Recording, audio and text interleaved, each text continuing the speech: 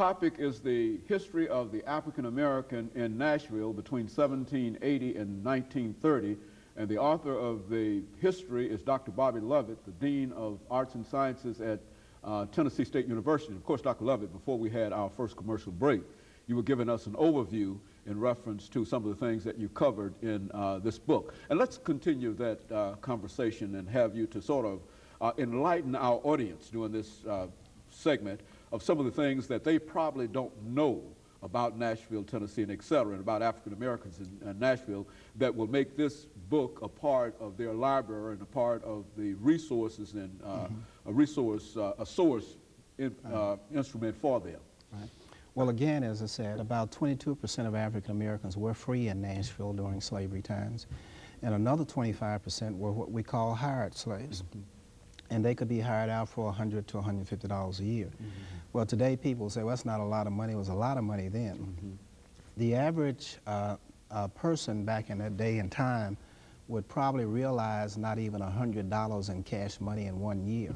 So for a slave master or owner to have a person to go out and earn $150 and they could take all of it or most of it was quite an investment. But African Americans were in demand as workers because, remember, this was a frontier city. And by the 1840s, Nashville was grown into quite a city, you know. There are steamboats. By 1851, of course, there are railroads being built to connect the city to the outside world. There are many businesses that are serving the agricultural sector here in Middle Tennessee. And also businesses like shipping that is serving the iron industry. Iron mines were operated all the way from Dixon County all the way up to the plateau, up to Kentucky. And about 10,000 slaves worked in those iron mines. And we call those the iron slaves. They took the ore and smelted it, just as they had done in Africa 600 years ago. They, of course, turned the iron into pots, into pans, into stoves, and other iron products, tools that people needed. And that was a big industry for Nashville and in Middle Tennessee. But in Nashville, the African Americans did all kinds of work.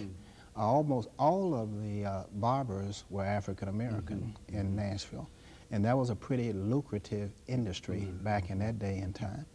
They consisted of, they made up 85% of all the skilled trades in the South in that particular day and time. So they were the carpenters, they were the bricklayers, the stone cutters, the stone layers, they were the coopers who made barrels, they made wagons, they were the shoemakers.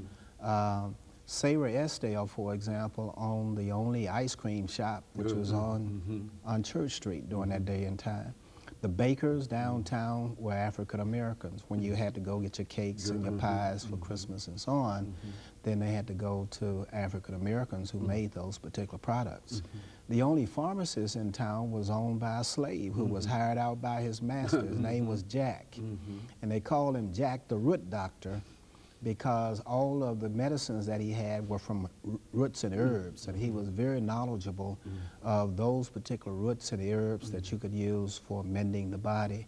So most of his customers were not African Americans, but of course most of his customers were the whites in town, but they depended upon him.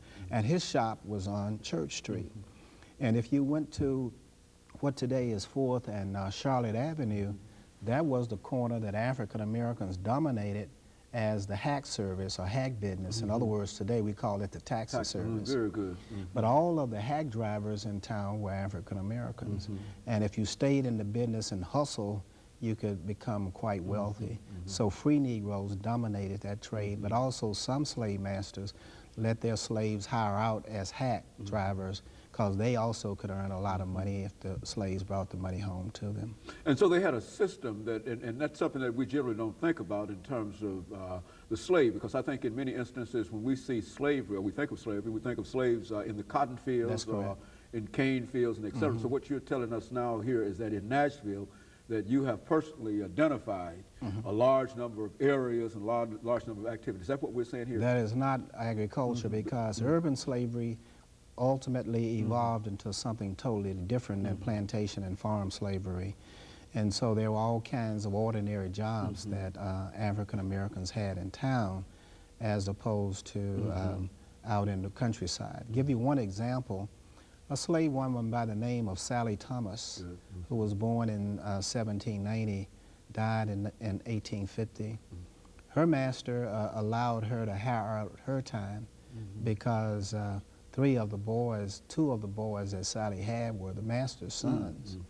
And Sally set up a boarding house where the Radisson or the Doubletree Hotel is located today.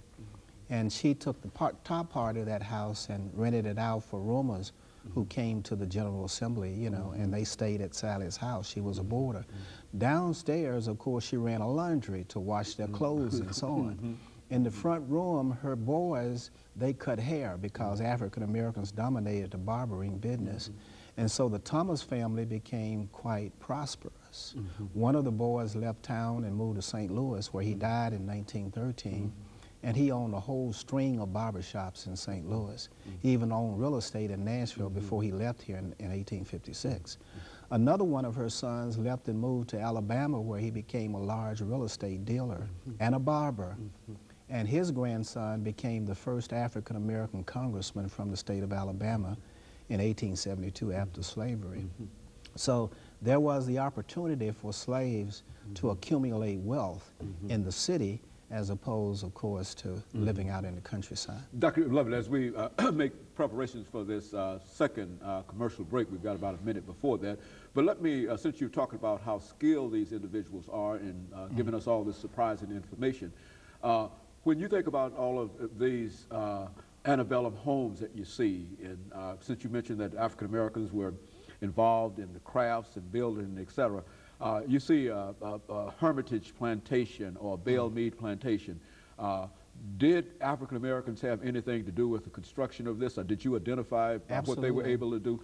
And when we come back, we're getting ready for this commercial break, but when we come back, we want you to bring together the information that you have from this book dealing with what they were able to do and how they were able to be involved in some of these large projects. Because I think the general impression is that while they might have been there, they really didn't build the bale meads and the other, they didn't have anything to do with that. And that's what we want to do, I think, because I think that here you covered that quite extensively, we know, and so we want you to do that. And of course, we'll do that when we come back for this final segment, and we'll be back with you following this short commercial break.